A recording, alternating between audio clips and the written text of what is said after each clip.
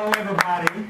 Hello. You know, the one thing we can already say about Tamara is that the communities that she brings together. Here, here. And so I look out at the audience and I see family. Raise your hand. Say hello to everybody. I see colleagues from the National Education Association. Raise your hand. Hi, active and retired. Democratic women. Raise your hand. There's some crossover, isn't there? And Toastmasters. Let's say some of our Toastmasters. Wow. Now, who did I leave out? What communities here did I leave out? Okay, very good. Golfers. What I love about introducing people is that you really get a chance to acknowledge what they meant to you personally, and not only to the world. And so with Tamara, I love Tamara Hamilton. I'm just going to say it. Because I love her creativity, I love her fearlessness, and I love the fact that she's an entrepreneur. And to me, she brought those attributes to the National Education Association. You know, when you're executive director and you have almost $380 million budget and 550 employees and 3.2 million members, it can get a little overwhelming. And so you want to have people there who really know how to operationalize visions and who understand also that you can get very busy and not attend to some of the things that are most important to an organization, like the people. There is nothing like human capital. I don't care if you're in public schools, if you're in any corporate entity, or if you're in nonprofit unions like NEA, you have got to take care of the people who work there. And one of the things that Tamara did for me is she helped take care of the people. So we made sure we had career development programs, and some of our graduates are in the room on that. So people could be all that they could be in an organization, and you knew there was upward mobility. You know, I always say that whoever's at the head is in charge of morale. And trying to build a culture and improve the morale of an organization is just so important. It drives productivity, it drives happiness. Who wants to work at an organization where they're not happy? And so Tamara helped do that for us at NEA. And also, you know, I always thought, you know, I taught school for 23 years. And I always valued counselors, because every student needed to know that they could go to somebody and be able to share things in a very confidential way that would help them. And we decided at NEA, well, maybe we needed that for employees. That employees, you know, those big children, need to go and be able to talk about career counseling, or to say, I'm really going through this bad patch in my life, and it may be affecting my work. And so Tamara did that for NEA. We called her my executive counsel. And so a lot of times she did that for me too. And it was nice to have that. So she is a person who can help you reach your dreams. She's a person that sees what the possibilities for you. And so to me, that is such a fine trait to have.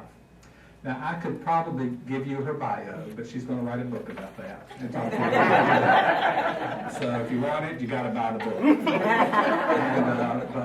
But I want to say that one of the things that has kind of always fascinated me is actually her role in Toastmasters.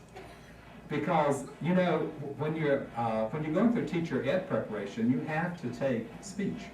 And you have to give speeches, and actually in my high school English class, we had to give speeches every Friday. And I think, wow, how valuable has that been to someone like me, who has to give a lot of speeches. And so it's really been very interesting to know, you know, how sometimes that's very hard for people to do. And I think what a wonderful organization that actually unleashes the potential of people to communicate and deliver that message. So I'm not raising the, the stakes for you here, Tamara, because I know you deliver every time on that. So ladies and gentlemen, without further ado, here is the girl from Watts who grew up to be the wonderful woman of Washington, Tamara Smiley.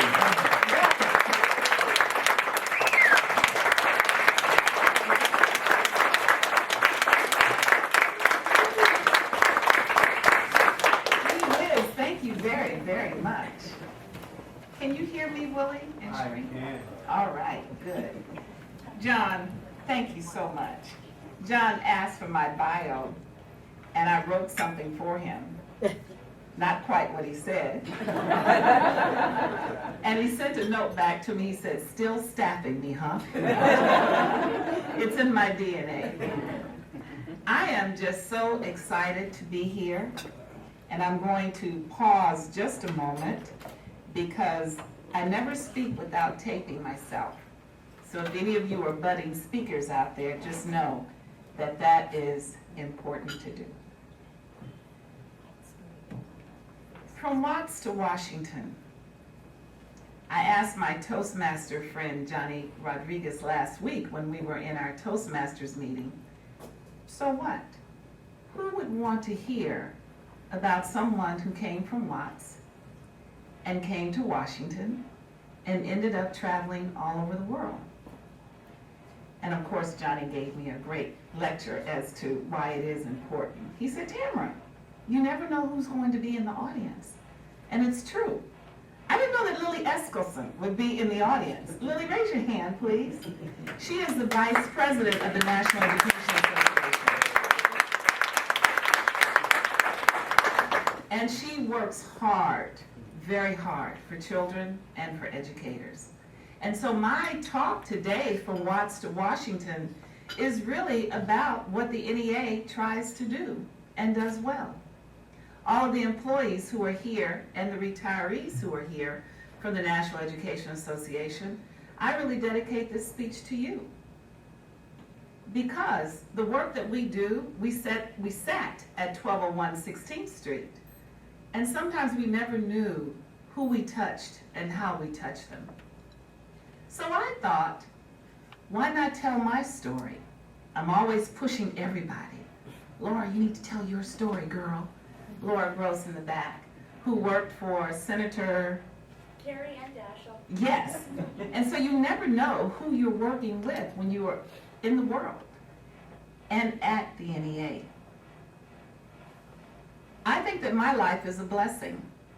And some people, if they saw the title From Watts to Washington, might have thought that there would be this hard luck story about someone who struggled through poverty and made it. Well, I'm going to tell you, my life is a blessing. I have a poet friend by the name of S. Pearl Sharp. We've been friends for maybe 40 years. And she finally wrote the perfect poem, which I can't recite all of it, but it begins by saying, somebody's got to talk about the blessed life. Somebody's got to talk about not ever missing a meal. Somebody's got to talk about never having been touched inappropriately. Somebody's got to talk about the good times. And that's why I'm here. I want to give testimony to my parents and my family, my teachers, and my community. I went to 20th Street Elementary School in Los Angeles, but I'm going to back it up just a little bit because my journey started in 1952 in Montgomery, Alabama. My parents were workers for the I started to say the Dr. King movement, but the total civil rights movement that was going on in Montgomery. My parents were workers in the movement. They didn't sit on the sidelines. My parents owned a car. That was a really big deal. They owned a car. So my father was a driver, and my mother was a walker. My mother walked that year. It was 1 year that people walked. It started on December 1st, and I think it was 1955. I may be off a year, and it ended in November. It was 1 year that people said, we're walking. What I enjoyed most when I was a teacher in Reno, Nevada, well, I was a union worker in Reno, Nevada, but as Lily reminded me, we never stopped being teachers. I used to bring my mother to my, Meso, raise your hand. I brought her to his first grade class, and she talked about her experiences. And they were experiences that weren't in any of the history books, because it was her story. She talked about going to Dexter Avenue Baptist Church, where we were members. She talked about Dr. King explaining what would happen. And there were some people who walked out, said that'll never work. You can't get people to walk. It's hot, especially in the summertime. The story she would tell the children is that you got free shoes. So if you walked a lot, your shoes wore out. And so you would come back to the church and throw away the old shoes and get a new pair of shoes. I was never taught that during Black History Month. But I thought that was important for people to know. And so I would take her to school as long as she was able to go. When I lived in Montgomery, my mother was the help. My mother cleaned and cooked for other people. She took care of other people's children. But because it wasn't that far away, she took me with her. And one of the memories I have is that the little white girl whose home I visited on a regular basis had this table in this beautiful yellow kitchen. And the table had the alphabet running around the edge and the numbers. And I loved that table because it fit her just right. Now, I'm born in 1952, so I'm about 4 years old. This chair fit her just right. And there was a seat for me at that table. Years later, as I look back, I don't know if my mother was trying to say, there's always a seat for you at the table. It doesn't matter if it's a little table that a little white girl owns, or a bigger table in 814, the boardroom at the NEA. There's always a seat for you at the table if you were empowered to take it. And that's how my parents raised me, to know that there is always a place for me. And if there isn't a place, you create one. When my parents worked for the Civil Rights Movement, it was hard. And my dad didn't like it. And my mother didn't like it. They didn't like the fact that their money was just as good as everybody else's money, but they couldn't try on the shoes that they wanted to buy. You just had to hold them up and guess the size. And if you made a mistake, well, too bad. You couldn't go in a dressing room and try on that dress, that pair of pants. You just had to hold it up and guess. So when the bus boycott ended, my dad said enough.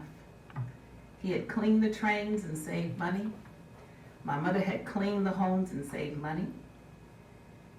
Interesting fact about my family is that I had a sister who was 19 years older than me.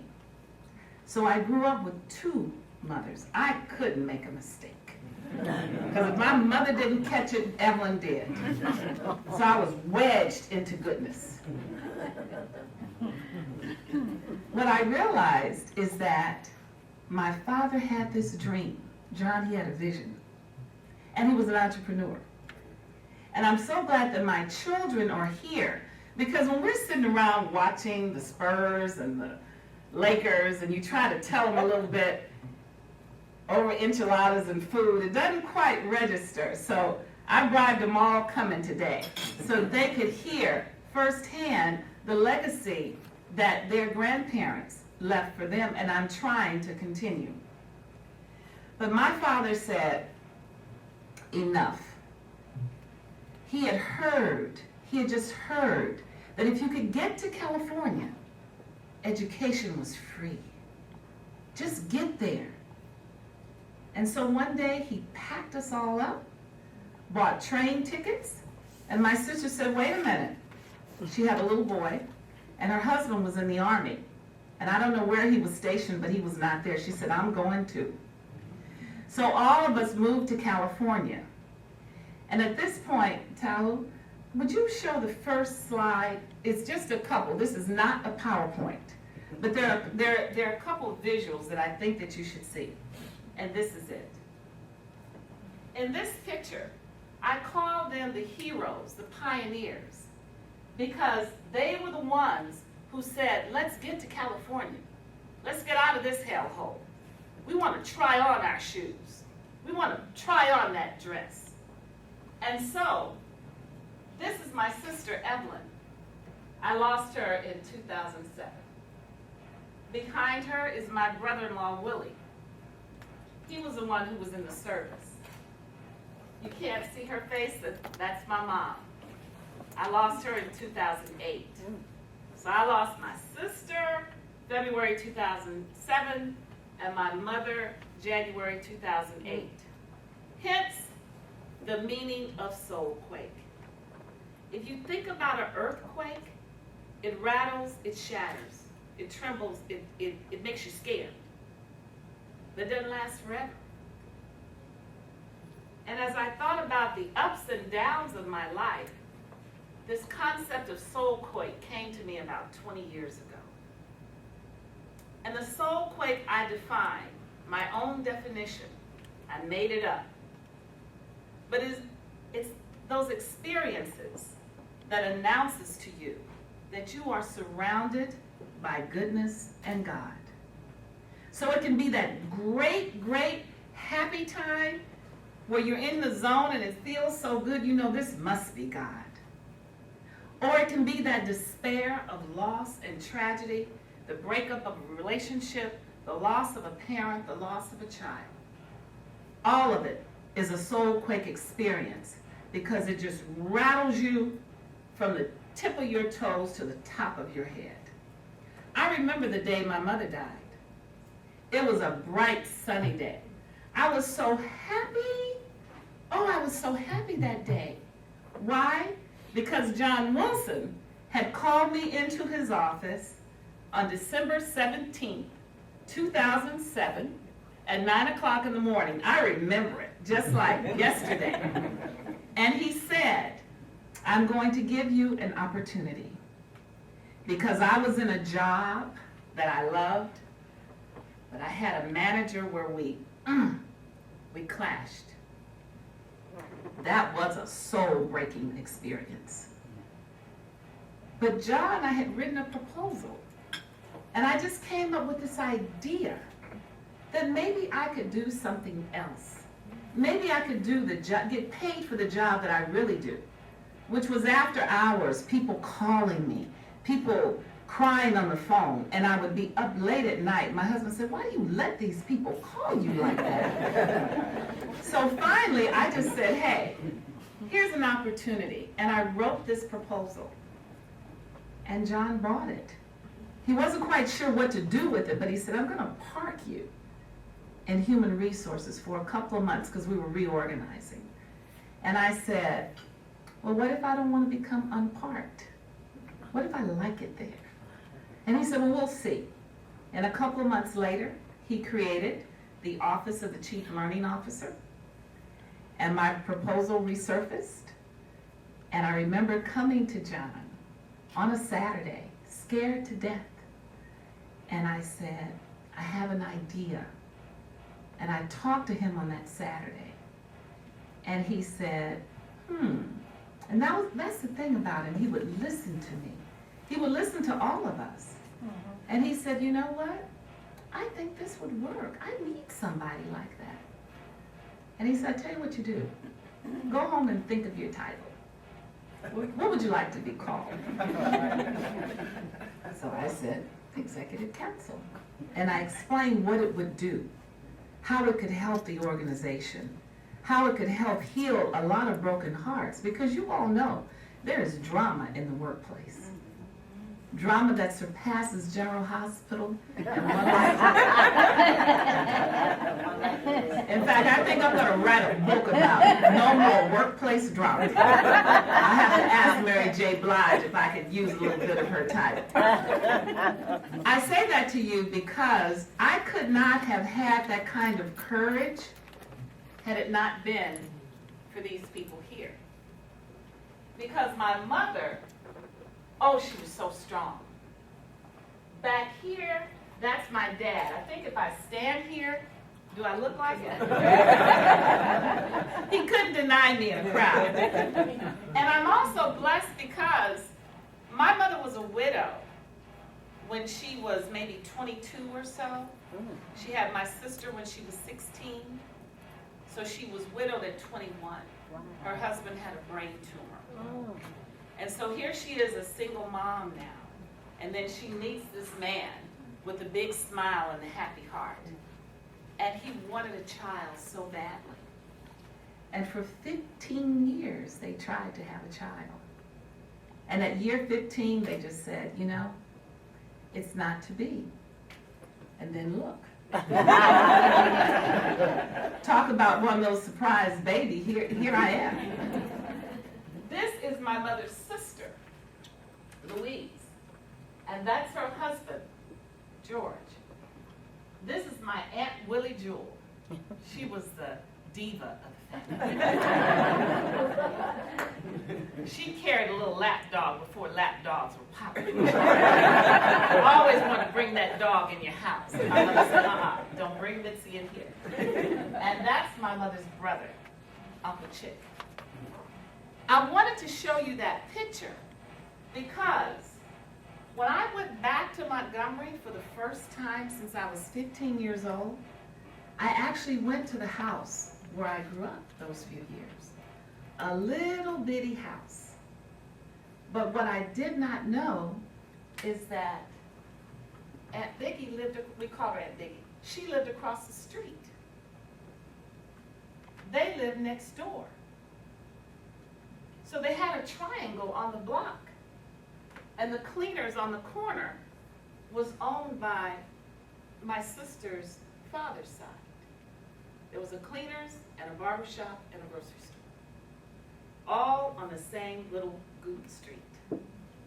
But it was this couple who said, we're out of here.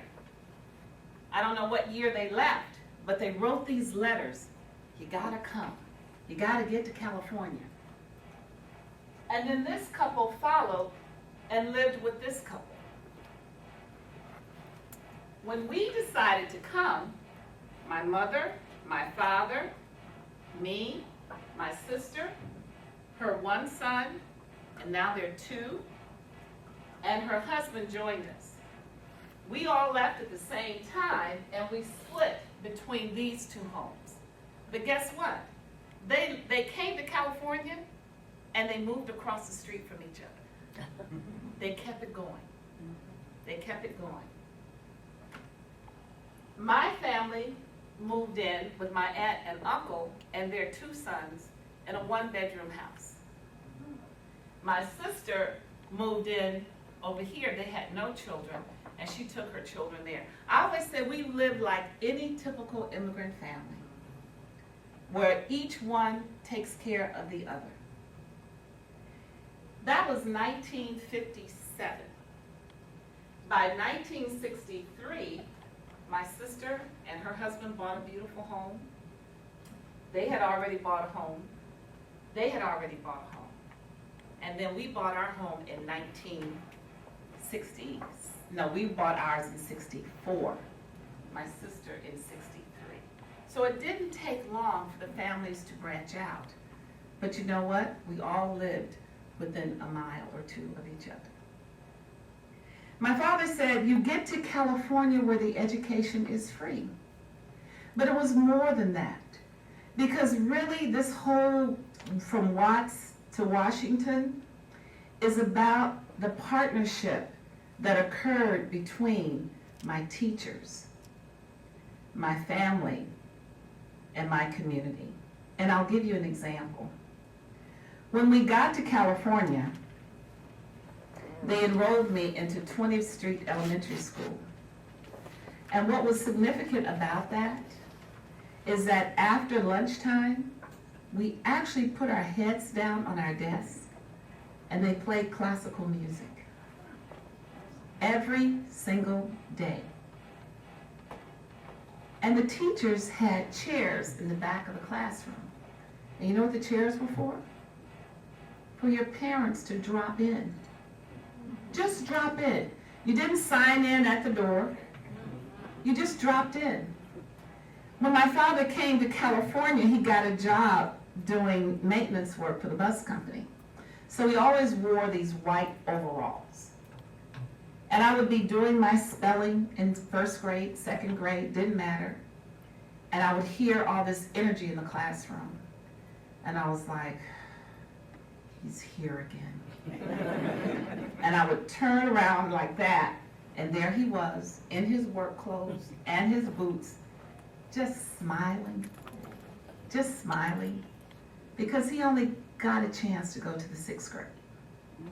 So to walk into a school and see learning happening just thrilled him, absolutely thrilled him.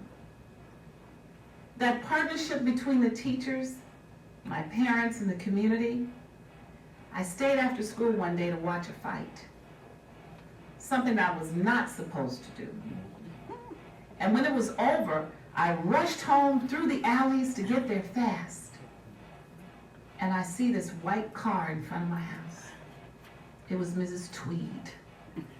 She beat me home. She was already tattling. And so I saw that car and I said, oh, I can't go in there. She's going to tell on me. So I make a beeline across the street to Mrs. Smith. And Mrs. Smith is the woman who taught me how to crochet and how to knit a little bit. So every day after school from age 6 until I moved away to Germany in my 30s, I would go to Mrs. Smith at least twice a week, but during those days, every day. And she taught me how to sit quietly with my thoughts. She was 65 and I was 7. And we were best friends. The other day I opened up a cookbook, and to my delight I saw Mrs. Smith's biscuits. So boys, I have a new biscuit recipe. Mrs. Smith would make biscuits, and my father would get off in the mornings, and even before he would come home, she would yell out of the top window, Mr. Smiley, I got biscuits for you. And he'd make a beeline upstairs, and I was right after him, because I wanted to crochet even then. We made doilies. You remember those doilies that were ruffled? I learned how to use Argo starch to do a doily. We made swans out of cotton thread, and we sold them for $10. For my wedding present, Mrs. Smith gave me a crocheted Lord's Prayer. It's that big, and it's all crocheted out of number 20 cotton thread. That's really tiny. And she taught me how to do that. So whenever days look dark at the NEA or other times in my life, she always said, keep a ball of thread and a needle with you all the time. And I did. So I want to just show you, you can go to the next one, just a little bit of the context. And this is my mom. Domestic worker, the help by day, by weekend, fashion diva. Because my mother actually was a licensed beautician, but she couldn't work in a beauty shop. So people came to the home after she worked, then she did hair. And so if you look at her hair, it's very quiet. Where she's sitting on this log, she tells me that if you could pull your money together and get a picture on that log, you were about something. It was a sign of prestige to be able to take a picture on that log And I cherish that picture. And we'll go quickly to give you the context of who I used to be. I think notice my hair. Notice my hair. And there's a story about that. My hair has been natural since 1968. And I'll tell you why. Next. In the middle is my sister's son, George. We grew up as brother and sister. And this was my best friend who got me into a lot of trouble. Because people would say, you think you're cute. And you ladies remember that in elementary? You think you're cute. And I would say, no, I don't think I'm cute. And she would say, I don't think I'm cute. I know I'm cute. And then we start running. But my nephew here, he was 2.5 years older than me. But we grew up as brother and sister. Even after everyone had their own homes, he always came back to our house. And when he graduated from high school in 1967, he went into the Marine Corps. He didn't even realize there was a war going on. He just wanted to see the world. That was 1967. He came back in 1974. But unfortunately, he was in the area where they sprayed Agent Orange so profusely. So he came back sick. And for a few years, I rode with my sister from Los Angeles to San Diego, 3 and 4 days a week. Now that's almost a 2-hour drive. And some days we went almost every day to see him at Balboa Medical Facility. And then in 1974, when I was asleep in my dorm at college, my brother-in-law came and said that he had died. And he died of cancer of the throat, the esophagus, and the brain. And my sister never told us that he had cancer. Why? Because my sister said, I didn't want you to worry. And I didn't know until they picked me up and we were going to make the arrangements. Another soul quake experience in my life.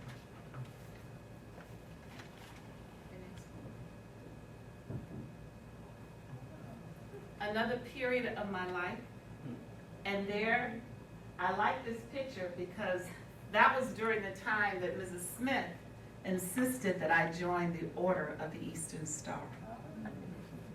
And we would go together dressed in our white, and she made sure that I was inducted into the Queen of the South, which was a very awesome, awesome experience.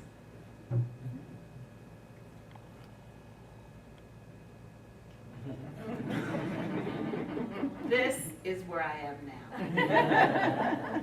This is Kalen. I made his hat.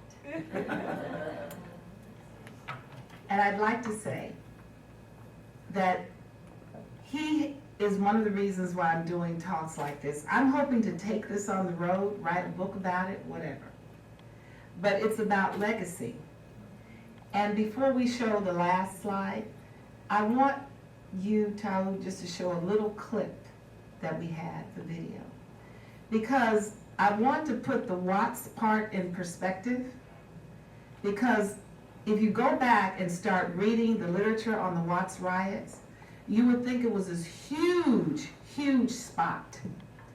But when I looked on the internet, it's only 3.5 miles in diameter. Yet, I don't know how many troops came during that time of August 11th through the 16th of 1965.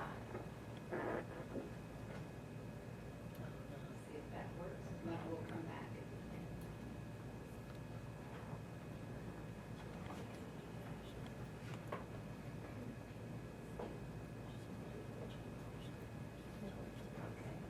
He'll get it straight while I continue.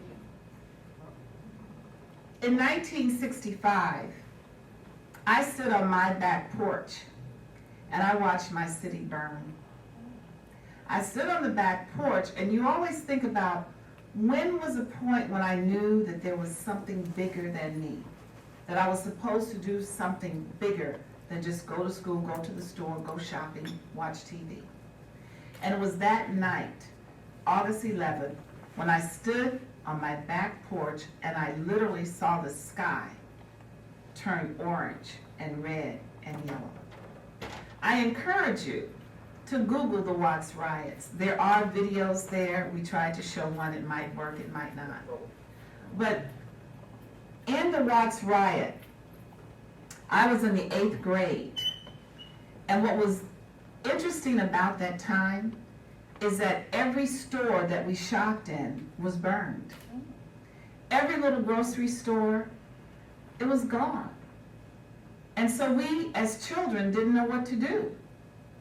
But you know what? I always tell my children there's something good in everything. Because after the riots, oh my goodness, the social programs that poured into our community. All of a sudden, UCLA was sending buses to pick us up so that we could see the campus. USC would send buses to pick us up so that we could spend a day on campus. I remember the National Guard parked in Drew Junior High School in the parking lot. And since we were young and silly, we would go up there and talk to them. And sometimes we would come day after day that they let us get up on the trucks. But you know, they were 17 and 18 years old. And we were 13 and 14. And neither one of us could understand the divide that existed. After the riots, so many of the kids who were in the Valley, Palisades High School, University High School, the white kids, the Jewish kids, came into our community to help. What made my journey so different, and when we talk about a vision, is that my father got up at 4 o'clock in the morning and got one of 3 passes to go to Washington High School. It was a school on the other side of town that was racially diverse. If I had gone to Fremont, it was 98% black and about 2% Hispanic. And he said, no, there's a bigger world for you to see. So you need to be around different people. And so he sent me to Washington High School, but you had to be there at 4 in the morning. And he got one of those magic tickets for me to go. And he was number 2 to get one. And from there, they sent us to Anytown Brotherhood Camp, where we went to the top of the Ottawa Mountains. And for a week, they made sure that there were so many Hispanic kids, so many Asians, Native Americans, white, black, and they put us all together on this mountain for a week. And it was called Anytown Brotherhood, and it was sponsored by the National Council of Christians and Jews. But we had to create the ideal community.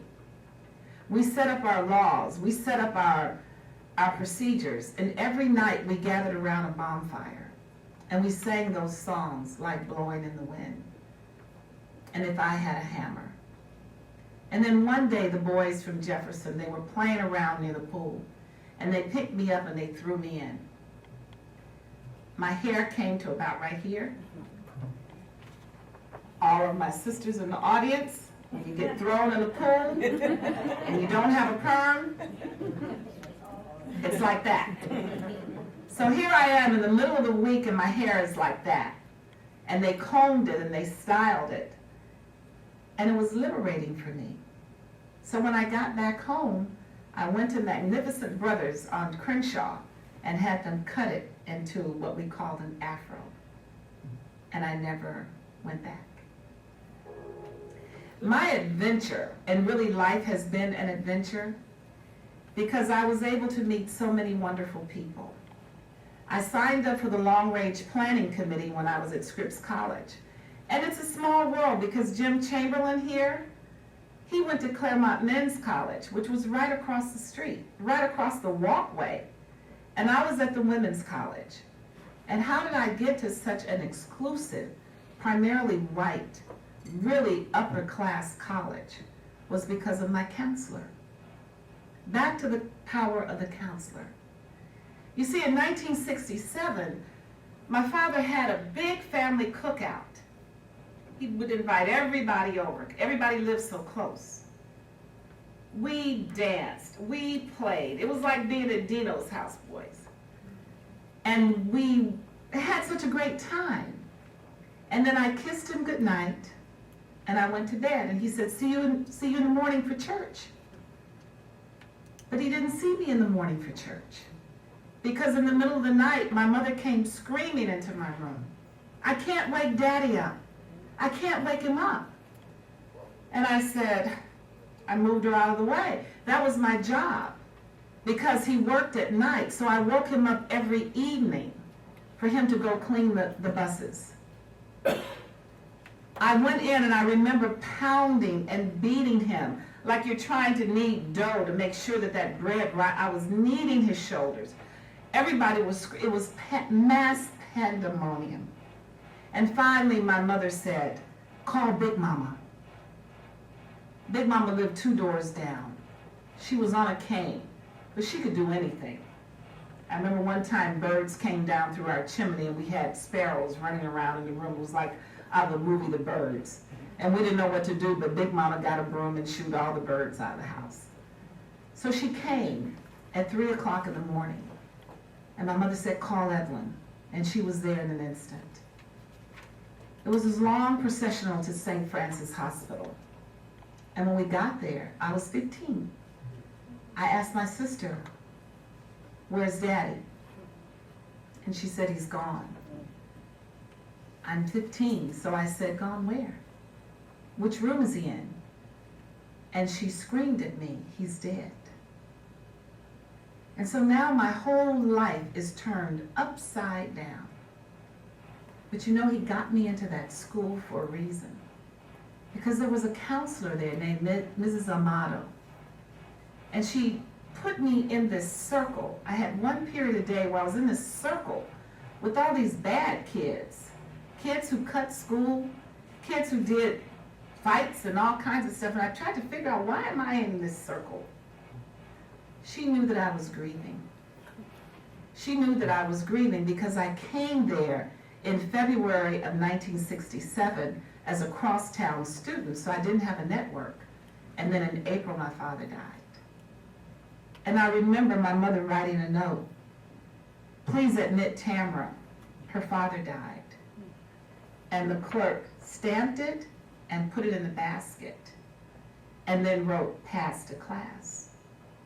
So my teachers didn't know that I was grieving. But somehow this counselor knew. And so she put me in this group therapy, and we talked about what was bothering us. But it was that same counselor who said, you don't need to go to UCLA. I had been accepted there. You don't need to go to USC. I had been accepted there. She said, there's this little private women's college, and I think that's where you should go. And my mother and I went for a visit, 500 students, 13 African American girls in my class, 36 in the entire school. On Sundays, we had to dress for dinner. It was steak night. If you didn't have on a dress, you had to get your food and leave. By the time I graduated, they changed that. But at Scripps College, I never will forget that there was a big worry for me, because the first night, all the girls would gather around in the living room, and they would wear these lounging robes. In my family, we didn't have lounging robes. We had flannel and terry cloth house coats. So when I heard you had to have a lounging robe, I was like, oh my gosh, you're going to get this lounging robe. But before I knew it, neighbors, friends, women who just kind of went into the bosom and pulled out that handkerchief and undid it. And so that night, I had this long satin green lounging robe with a gold rope around my waist and fluffy slippers. And I felt just as good as any one of the other girls. They would sit around the table and say at dinner time, you mean your father only has a 50-foot yacht? Well, mine has a 75-footer. And I would sit there and think, we have a 62 Dodge. And happy that we did, because before that we had a 58 Chevy. But it was these times that I realized the reason why my father had all these talks with me. You see, I used to go to work with him and clean buildings with him. So when I retired in January, some people said, oh, you had 17 years at the NEA. Oh, you had 3 years in Nevada. I said, you know, I've been working all my life. At age 5 or 6, he said, come go with me. And he had this old International pickup truck. And on Saturdays, now he worked a full-time job at the bus company, but on Saturdays and Sundays, he cleaned office buildings. And we would go down on 8th and Hill Street in Los Angeles. I remember it was a hat company.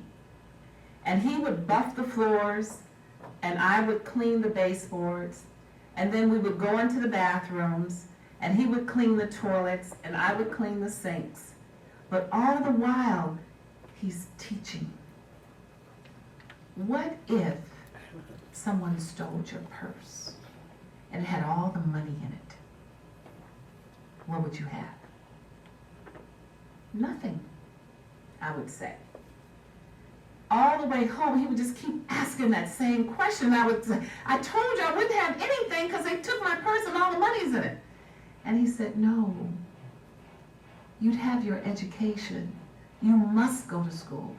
As long as you're breathing, you have to keep learning. You have to keep learning. My children wonder, why are you always in school? You're always taking a class. As soon as I retired, I signed up for an online writing class. It was called Writing is Healing. I didn't have anything to heal. I almost dropped out of the class. I was too happy. I was on the line with people who had all kinds of drama in their lives. And I called the professor. I said, you know, I'm too happy for this class. And she said, Tamara, trust. It's going to make you go deeper. And it did. Deeper than I could ever imagine. My friend Tom from Toastmasters is a writer, so he knows. But my father would do that. And when I'd get home, my mother would say, did you get a lecture? And I say, yeah, I got one. My nephew, if you sat in the room with my father longer than 5 minutes, he would give you a lecture. But it was always about, what are you going to be? What if one of your brothers lost his job? What if there was a homeless person on the street? What would you do? And the bottom line was, you must be of service. You must serve the human spirit. And so the work that I did at NEA was a full circle of what I had been taught since a very little girl. I believe that all of us have great potential. All of us have great gifts. All of us can make a contribution. We just have to find our space, find our purpose. And I'm so happy that I found mine. I know that it's being a communicator. I joined Toastmasters not to learn public speaking, but to have a captive audience and to get a hand clap. At Toastmasters, I don't care what you do, right, Jeff? It can be the Toast Minute. You speak 1 minute, you come up to the lectern. So I get up to speak. That's the name of our Saturday morning club. Every Saturday, my friend Paul, raise your hand. He's my mentor in Toastmasters. He's a distinguished Toastmaster, which I'm trying to achieve by next year. Wow. And so Paul is helping me to make that journey. Johnny Rodriguez, who's sitting here today, raise your hand, Johnny. Johnny is evaluating me as I speak. That's great. Jim is the one who invited me here to the Women's Democratic Club in order to attend a Toastmasters meeting. So there's so many paths, so many people who have touched my life, and all for a reason. The other day I was trying to figure out my website because Catherine, my daughter-in-law in the back, raise your hand, Catherine, mother of Kaylin. She is an accomplished tech person. I don't know what to call her, but she can do anything. She designs websites and she works with her Her husband, Mosi Tawu, over here, raise your hand. I'm embarrassing everybody. But they have created a business called CM Create. And so when people lose their loved ones and they want to have a video with music and memories, they do that. Or kids trying to go to college and they need that highlight tape, they do that. And so she's working on my website, and I started writing. And I said, she said, what's your brand? And I never thought about that. And then I said, well, maybe my brand is to be in service of the human spirit. Because that's what I brought to the Career Development Program. Graduates, please raise your hand of the Career Development Program. 180 days they were in the program. And we built it from scratch. And we did it with the support of John Wilson. So as I close, Jim, how am I doing on time? Oh, you didn't show me a time. Okay, I didn't see it. I'm just so excited. As I close, I want to say that it is important to take stock of your life, to reflect and figure out the journey that you have traveled. And I just want to show you one thing. This is a school newspaper from 1970. And in this paper is the first story that I ever wrote. And it's called Mimiki. And you know what? It's a love story. And it's a love story that takes place on the coast of Japan. I had never been to Japan. This year I went to Japan. And last year I went to Japan. So I wrote stories. I wrote stories about Africa. Had never been there. And I would just say to all of you, if you think that what you say to a student, if you think that what you say to a young adult doesn't matter, it was Ms. Amato who said, go here, young woman. It was my father who said, go here. It's my husband who says, you can do this. I've always had people in my life who pushed me and pushed me and pushed me some more. I would like to just close with a very short poem. And it says it all for me, and it's the very last poem. And I published my book myself because I wanted it done. And I was only able to publish it because friends like Cheryl Quick and Pam and others, they donated money to me and Francis in order for me to publish this. I write now with the wings of the eagle, soaring to new heights. My spirit is free, unbridled, and real. I am not afraid to tap the water table, to take time to breathe the colors in my space. And on the turquoise horizon, the air has cleared. I feel the breeze blowing, word magic in a new morning, filled with the promise of a future. Thank you very much.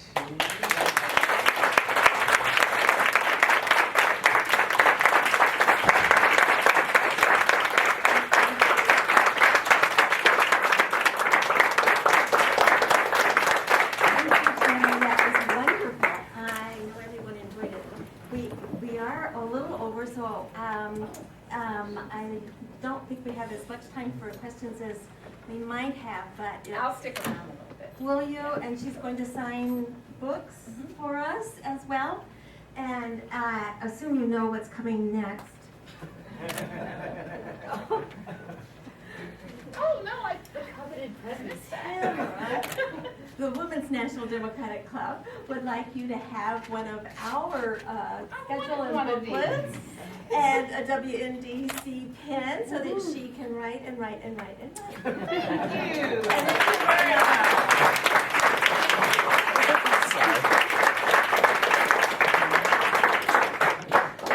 I got so enthralled, I didn't see my time going up. I apologize, but